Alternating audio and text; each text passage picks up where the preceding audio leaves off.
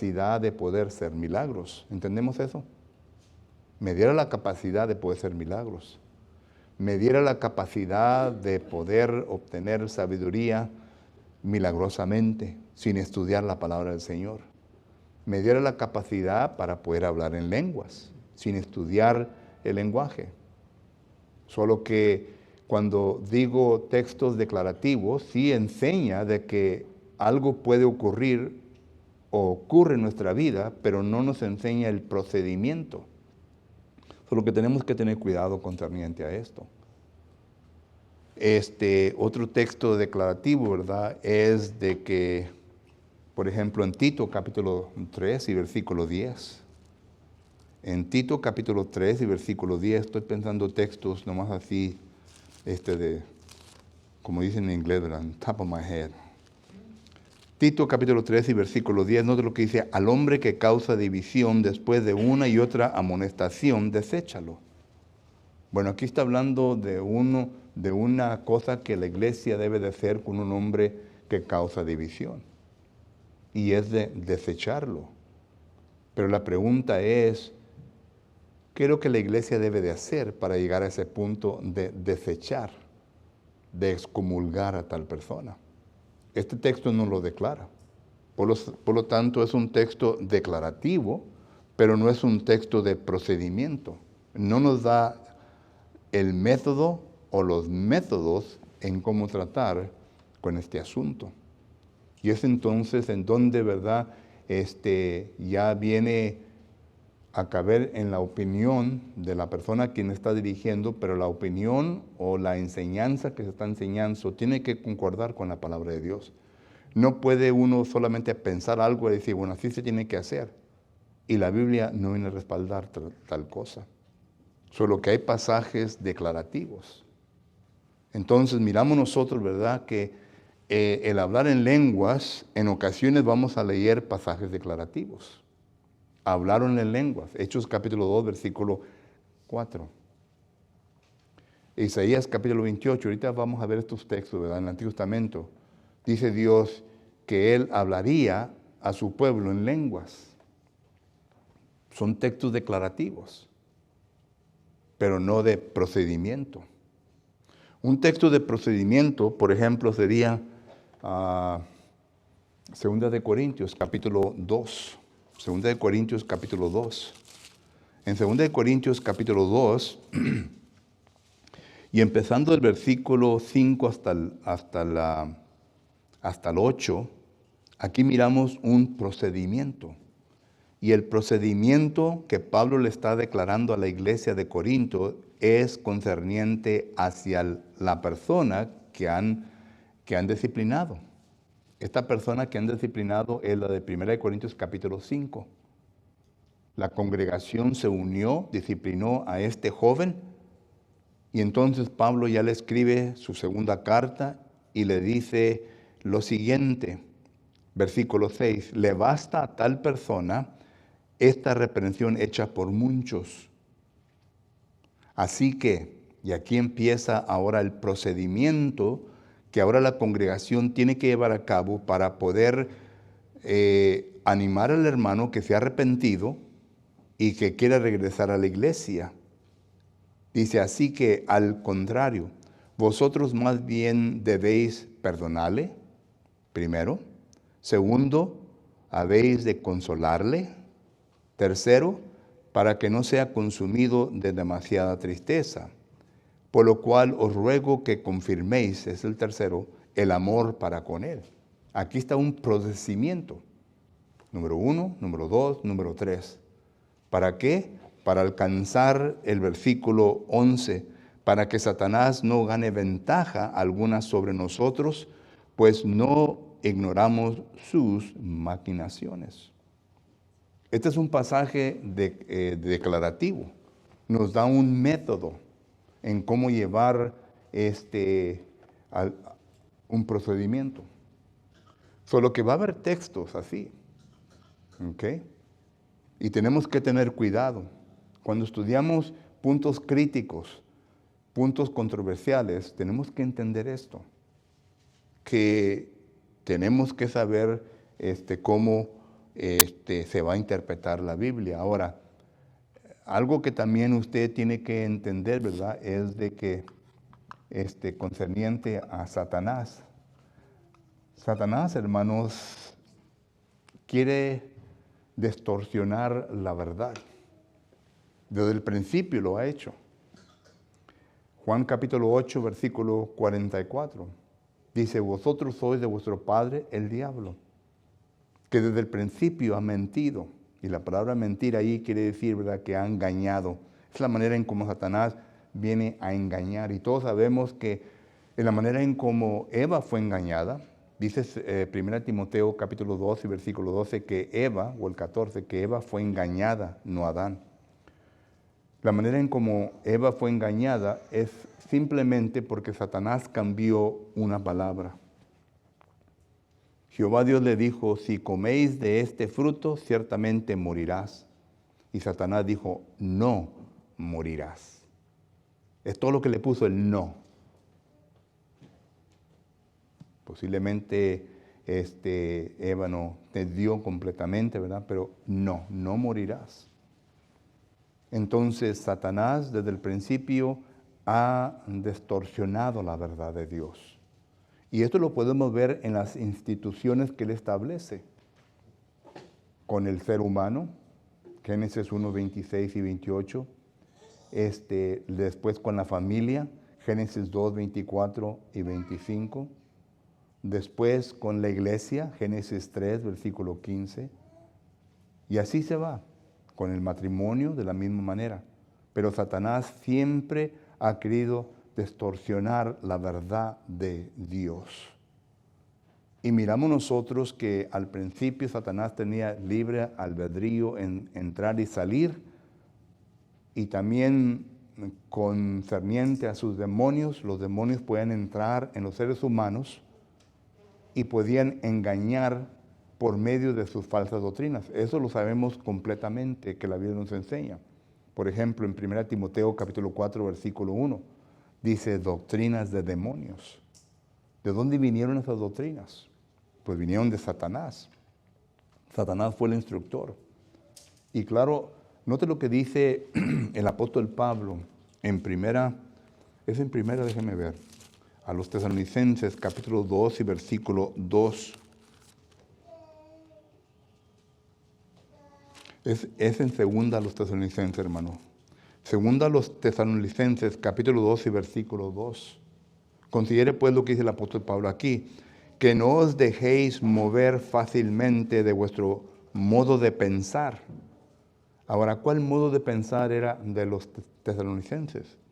El modo de pensar de los tesalonicenses, Pablo lo explica en el versículo 15 de este mismo capítulo. Note lo que dice, así que, hermanos, estar firmes y retener la doctrina que habéis aprendido, sea de palabra o por carta nuestra. Eso era el modo de pensar de los hermanos en Tesalónica.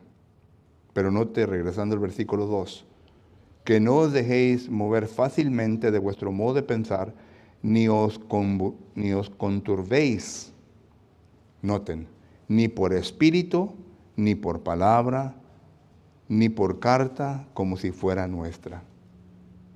Pero noten, aquí estamos viendo que dice versículo 2, ni por espíritu. ¿A qué se refiere? La palabra ahí, pneumático, que quiere decir, ¿verdad?, que se puede referir a un espíritu de Dios o a un espíritu malo. En este caso, el contexto nos dicta que es un espíritu malo, porque está tratando de mover a los hermanos de Tesalónica de su manera de pensar. Y no solamente los está tratando de mover, sino que les está inculcando miedo. No conturbéis, no tengáis miedo. Y así trabaja Satanás. Entonces, el espíritu, el demonio. Y uno tiene que considerar, hermano, que esta carta a los tesalonicenses fue una de las primeras cartas que se escribió a Santiago, luego tesalonicenses, o tesalonicenses, luego Santiago, en los 50 después de Cristo. Y en ese tiempo aún todavía era la era de milagros. Había espíritus que entraban en el cuerpo del ser humano. ¿Recuerdan cuando Felipe predica en Cesarea? ¿Qué fue lo que sacó de aquellas personas? Los espíritus. Dice, salían los espíritus del cuerpo humano. Hechos capítulo 8, me parece que el versículo del 11 en adelante. Pero todo esto lo miramos. Entonces los espíritus trabajaban por Satanás engañando a la gente. Primero Satanás, Juan 8, 44, y luego los espíritus, pero también tenemos a los ministros de Satanás. Los ministros de Satanás ya son los seres humanos, hombres que han sido enseñados para que vengan a introducir herejías destructivas dentro del cuerpo de Cristo Jesús. Y estos versículos ya los conocemos. Segunda de Pedro, capítulo 2 y versículo 1, dice la palabra del Señor lo siguiente. Segunda de Pedro, capítulo 2, versículo 1, dice la palabra de Dios. Pero hubo también falsos profetas en el pueblo, como habrá entre vosotros falsos maestros que introducirán encubiertamente herejías destructoras y aún negarán al Señor los que lo rescató, atrayendo sobre sí mismo destrucción repentina. Solo que ahí está, estos son los ministros, los cuales habla 2 de Corintios capítulo 11 y versículo 2 de Corintios capítulo 11 versículo 13 dice, porque estos son falsos apóstoles, obreros fraudulentos, que se disfrazan como apóstol de Cristo. Y no os maravilléis, porque el mismo Satanás se disfrace como ángel de luz. Así que no es extraño si también sus ministros se disfrazan como ministros de justicia, cuyo fin será conforme a sus obras. Está hablando de seres humanos. Seres humanos que más adelante en la segunda carta de Pedro, capítulo 3, versículo 6, dice seres humanos que son ignorantes de las Escrituras y que no tienen ningún tipo de firmeza en la palabra de Dios. Solo que entonces miramos nosotros que todo esto, ¿verdad?, uno tiene que tomar en consideración, hermanos. Por eso es necesario, ¿verdad? Y luego de aquí ya entender el exégesis del pasaje. Y claro que el exégesis del pasaje, hermano, es de entrar ya al versículo o al contexto, ¿verdad? Y sacar el fondo histórico. Y luego sacar las definiciones de palabras. Okay. Y sacar ya el contexto, tanto inmediato como remoto, ¿verdad?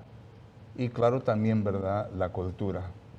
Y cuando hablo de la cultura, ¿verdad?, si acaso hay algún punto cultural dentro de todo esto. Solo que todo esto es necesario. Y uno dirá, pues yo no voy a ser predicador ni maestro, simplemente quiero saber sobre textos controversiales y quiero enseñarles, pero esto es lo que se requiere. Un conocimiento completo de todo esto para que miremos nosotros, ¿verdad?, en cómo proceder con temas controversiales, con temas, ¿verdad?, que sabemos bien que la palabra del Señor nos enseña, pero tenemos que enseñarlo bíblicamente. Yo nomás no puedo decir, bueno, el texto habla de esto y así me lo tienes que aceptar. Tenemos que probar bíblicamente. Y estas personas que acabo de mencionar aquí, ¿verdad?, lo que ellos hacen es un exégesis. Noten la palabra diferencia, exégesis y exégesis. Esta palabra quiere decir extraer del texto su significado correcto. Esta palabra quiere decir imponer mi opinión sobre el texto. Otra vez, cuando yo tengo una opinión que quiero demostrar y que quiero transmitir, entonces uso textos declarativos y entonces ahí pongo mi opinión. Por ejemplo, los textos que hemos visto. Hermanos, usted y yo tenemos la morada del Espíritu Santo en nosotros. ¿Por qué? Porque 1 Corintios capítulo 3, versículo 6 nos enseña de eso. Noten que yo ya impuse mi opinión en un texto declarativo. Ahora, mi deber como persona que estoy enseñando, debo entonces de enseñar textos que hablen del procedimiento, para enseñar lo que yo he opinado, para enseñarles qué es bíblicamente. Y ahí es en donde yo vengo a tener problemas. Porque así como miramos textos declarativos, yo no voy a encontrar ningún texto de procedimiento que me venga a apoyar mi opinión de que el Espíritu Santo mora en mí, milagrosamente, en total. No voy a probar eso, porque lo único que puedo probar es en el primer siglo que el Espíritu Santo sí moraba, literalmente en las personas, pero noten los medios, noten en cómo el procedimiento, en cómo se llevaba a cabo. Y hoy en día, ¿verdad?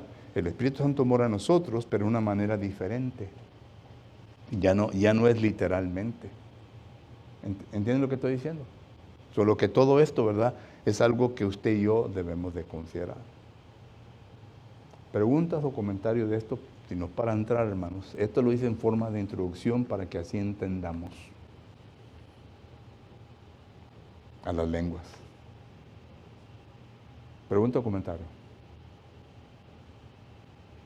Wow. Ok. All right. No digan que no le dio oportunidad, hermano.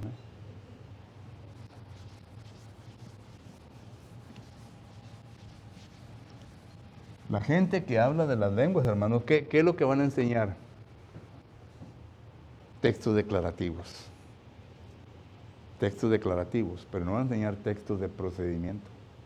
Y eso es lo que nosotros vamos a estar mirando. ¿Ok? Textos sobre el hablar en lenguas. Primeramente tenemos el de Isaías, capítulo 28, versículo 11. Ahí es en donde vemos por primera vez Jehová Dios demostrando lo siguiente. Y claro que usted tiene que entender, hermano, que el libro de Isaías es un libro profético, que está hablando no solamente de cosas que habrán de ocurrir en aquel entonces, pero que también van a ocurrir en el futuro. En este caso, miramos nosotros que está hablando concerniente a una restauración de Efraín, y Efraín, ¿verdad? Pues viene a representar el pueblo de Dios, y ahí mismo cuando usted lee el contexto, ¿verdad? Lee sobre el pueblo de Dios. ¿Ok?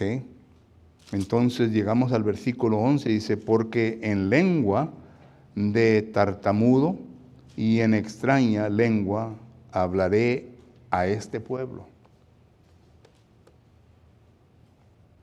¿A qué pueblo? En otras palabras, aquí, ¿verdad? Está la pregunta, ¿cuándo? ¿Cuándo va a ocurrir esto? Y si ocurrió inmediatamente, entonces hay un texto que hable de esto. ¿Cuándo vino a ocurrir esto? ¿Qué fecha? Si es profético, entonces va a venir en cuestión de profecía, ¿verdad? ¿Cuándo? Y luego, ¿quiénes? ¿Quiénes van a hablar en lenguas? ¿Quiénes son los que van a hablar en lengua? Son preguntas que le hacemos al texto y que tenemos que contestar. ¿Quiénes son los que hablan en lenguas? ¿Cuándo? ¿Y quiénes son los que hablan en lenguas? ¿Ok? ¿Y a qué se refiere la palabra a este pueblo? Dice el versículo 28, ¿verdad? Hablaré a este pueblo. Y claro, ¿verdad? Que tenemos a judíos, tenemos a gentiles, y ahí cubre todo. Entonces, ahí está. ¿Será los judíos? ¿Será los gentiles? Esta pregunta de aquí, hermanos, la contesta Joel, capítulo 2 y versículo 28 al 32. ¿El Espíritu Santo vendrá sobre qué? Toda carne. ¿Que no es así? ¿En Joel? Sí, hermano. El Espíritu Santo vendrá sobre toda carne. ¿Ok? Y claro que el Espíritu Santo es lo que hace que hable la persona en lenguas. Porque ahorita vamos a ver, ¿verdad?, un poquito sobre todo esto. Pero noten el texto de Isaías 28:11. ¿Cuándo? ¿Quiénes? Y el pueblo. ¿En quiénes? Ahora que ya conocemos, el que conoce la Biblia, ¿verdad?, y conoce el panorama de todo eso, pues ya podemos poner los apóstoles. Los apóstoles. ¿Cuándo? En el día de Pentecostés. ¿Ok? Y esto lo probamos en Hechos, capítulo 2, versículo 1. Esto lo probamos en Lucas, capítulo 24. Y también en Hechos, capítulo 1, etcétera. Tenemos versículos que nos ayudan a comprobar todo esto. Pero aquí miramos por primera vez en donde el Señor dice que le hablará a su pueblo con lenguas. Y luego también podemos hacer la pregunta, ¿qué significa la palabra lengua? ¿Qué significa? ¿Es una lengua estática? ¿Es una lengua entendible? ¿A qué se refiere? Solo que cuando hace un exégesis, ¿verdad?, estas preguntas tienen que contestarse, y tienen que contestarse bíblicamente. Y ese es el exégesis del cual está hablando, solo que, pero la primera vez que se menciona. Y como es profético, entonces está apuntando en el futuro. Recuerden que, ¿quién habló en lenguas en el día de Pentecostés? Los apóstoles. ¿Quién habló en lenguas cuando Cornelio fue bautizado? Cornelio y su casa, ¿verdad? Ahí está toda carne. Judíos y gentiles. ¿Recuerdan Hechos capítulo 11, versículo 15? Dice que el Espíritu Santo cayó sobre ellos y ellos hablaron en lenguas igual que ¿qué? Que nosotros al principio. ¿Que no dice ese el texto? Hechos capítulo 11, versículo 15, note lo que dice. Para que no nomás me crean a mí, hermanos, para que no estén diciendo, bueno, pues el hermano habla de exégesis y exégesis. Pero mira 15, y cuando comencé a hablar, cayó el Espíritu sobre ellos también como sobre nosotros al principio. ¿Y qué fue lo que vino a producir esto? Hechos capítulo 10 y versículo que es 47. Dice, entonces respondió Pedro, pues acaso, dice, acaso, versículo 46, porque los oían que hablaban en lenguas y magnificaban a Dios. Entonces respondió Pedro, ¿puede acaso alguno impedir el agua para que estos sean bautizados? Solo que ahí está, ¿verdad? Usted compone estos versículos o viendo juntarlos uno con el otro y es lo que da a entender. Solo que todo esto, ¿verdad?, empieza aquí en Isaías capítulo 28, versículo 11. Pregunta o comentario. El don de Dios, ¿verdad?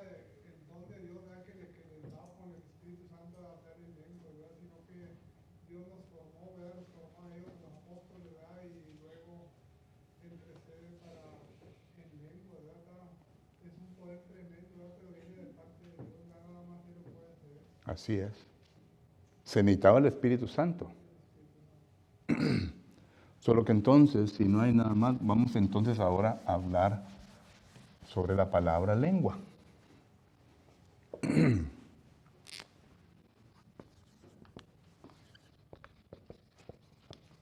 es la palabra griega, hermanos.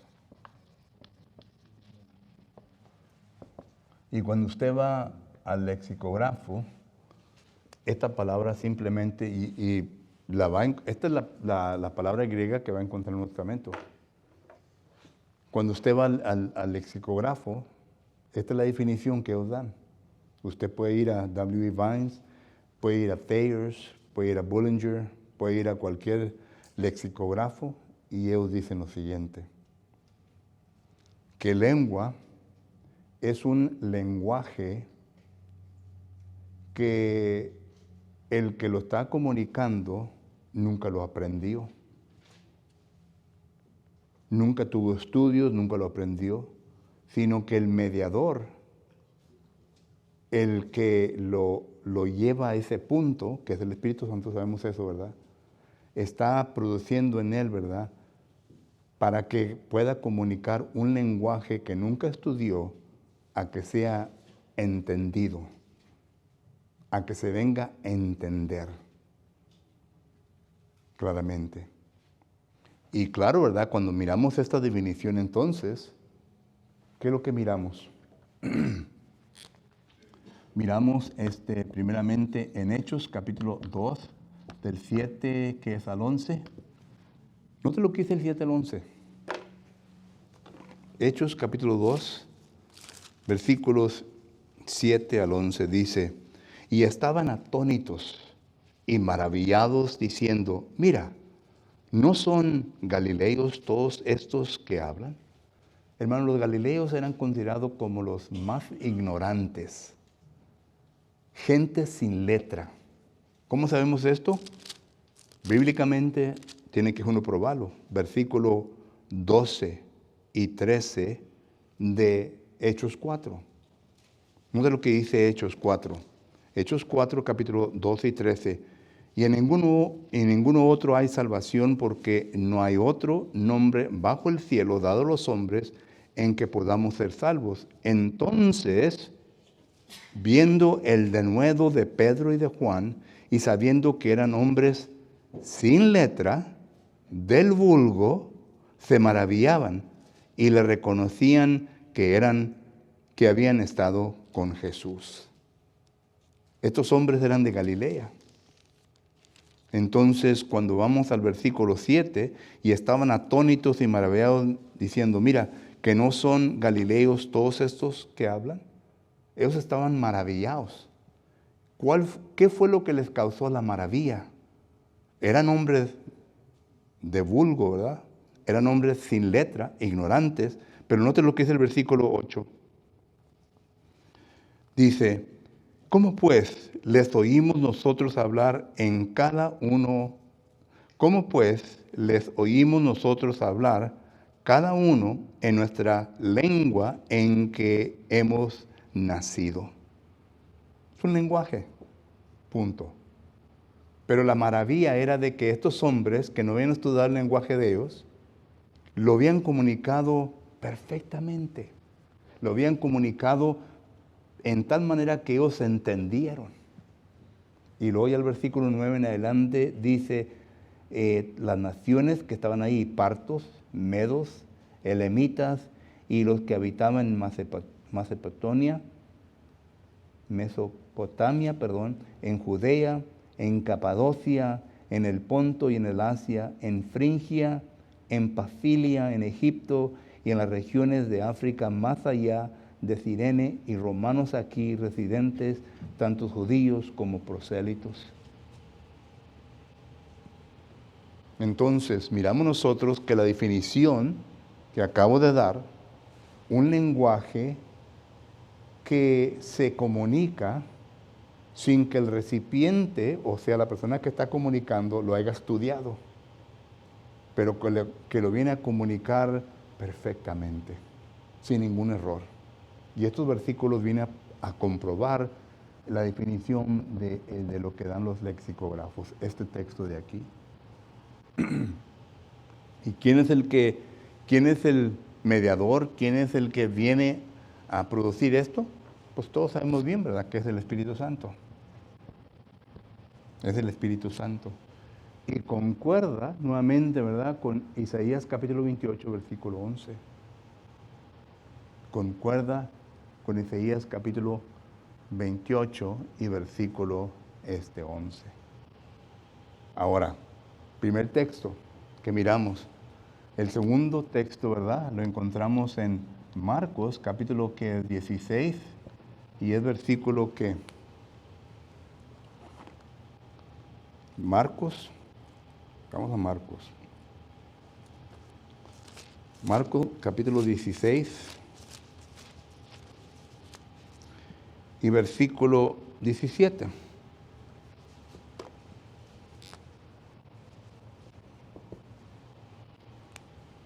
Marcos capítulo 16, versículo 17 dice, y estas señales seguirán a los que creen. ¿Quiénes son los que creen? Son los cristianos. El cristiano es aquel que iba a creer y al creer se iba a someter en obediencia a la palabra o al evangelio y ellos entonces iban a formar parte de la iglesia. Y esta señal seguirá a los que creen, en mi nombre echarán fuera demonios, hablarán nuevas lenguas. Es un texto declarativo. Es un texto declarativo, porque, noten por qué digo declarativo. Porque las personas que dicen, ¿verdad?, que los cristianos hablan en lenguas, noten para dónde agarran con este versículo. Y otra vez están haciendo un exégesis, no un exégesis.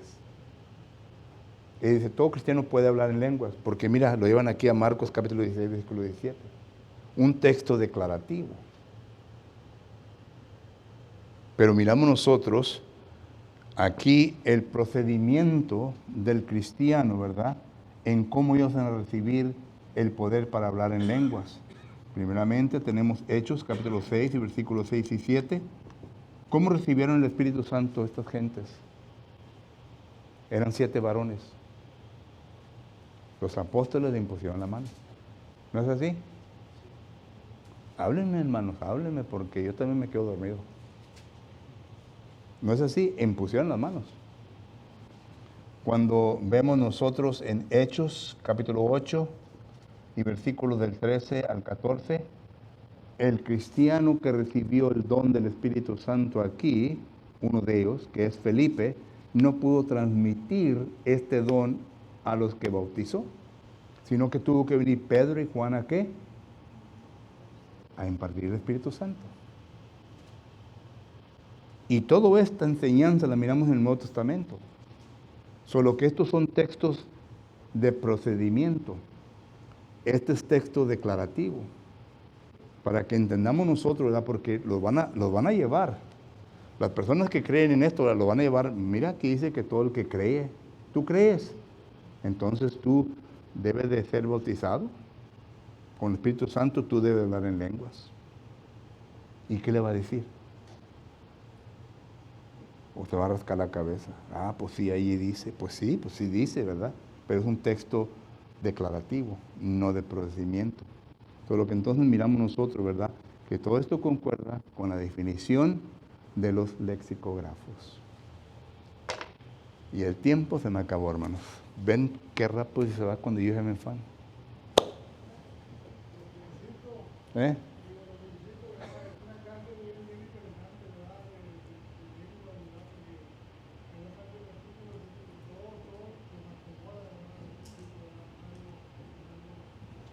Y espero que se las quede, hermano, porque este es un tema que yo sé bien que ustedes, si van a hacer obra personal, ¿verdad? Se van a encontrar personas que creen esto y enseñan esto. Y van a querer enseñarles. Y sería bueno que lo entendieran para que lo puedan comunicar. ¿Qué? ¿Hermano iba a decir algo? Sí, hermano, ahí en el 8:18 habla de Simón, dice, cuando vio Simón que por la exposición de las manos de los apóstoles se daba el Espíritu Santo, les ofreció dinero. Ahí está la respuesta. ¿Cómo recibía el Espíritu Santo? Ahí hay varias enseñanzas. Número 1, no todo cristiano recibió el don del Espíritu Santo. Número 2, fue visible, se miraba. Ahora, ¿qué se dio? ¿Qué vio Simón que le hizo que pidiera el don del Espíritu Santo? Y claro, ¿verdad? Que también vamos, de aquí vamos a ir para 1 Corintios capítulo 12 y capítulo 14, porque son otros textos que hablan de todo esto, ¿verdad? Pero noten cuando Hechos capítulo 19, cuando Pablo se encuentra a aquellos que les pregunta, ¿en qué bautismo fuiste bautizado? Y ellos le preguntaron, o le contestaron, ¿verdad? En el bautismo de Juan. Pero cuando ellos recibieron el bautismo correcto, se les impuso las manos, ¿verdad? ¿Y qué pasó? Hablaron en lenguas. Fue algo visible. ¿Por qué en lenguas? Porque ellos iban a salir a hacer obra personal. Hay que recordar que en ese tiempo, hermanos, la iglesia estaba en su infancia y por lo tanto necesitaban los cristianos, ¿verdad?, estar capacitados. Se iban a encontrar ¿con quién? Con los demonios. Se iban a encontrar con los ministros de Satanás. Cuando nosotros salimos a hacer obra personal, hermano, hay ministros de Satanás que están bien preparados. Bien preparados. Hay gente que está bien preparada, que le dan una zarandeada al cristiano. Solo que tienen que entender también eso. Ellos saben que lo entienden, ¿verdad? Pero hasta aquí llegamos. To be continued, como dice el americano. Next week. Y si acaso no terminamos con la segunda clase, pues le damos la tercera clase.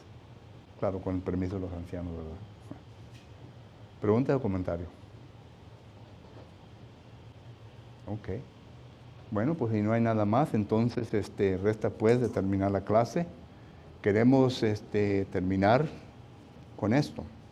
Si acaso entre nosotros se encuentra alguna persona que aún quiera ser bautizado o bautizada, estamos preparados y listos para ayudarle.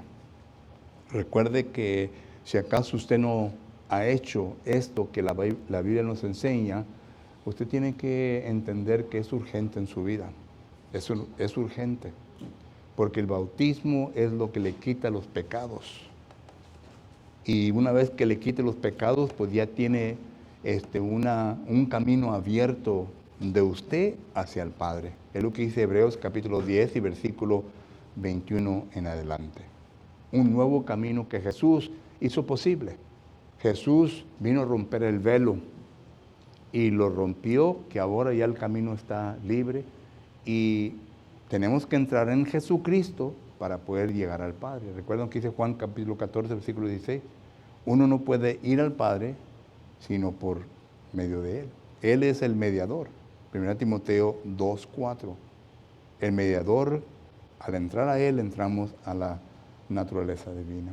Solo que si en esta noche usted está contemplando, claudicando entre dos pensamientos, espero que haga la decisión correcta y que haga lo que se tenga que hacer.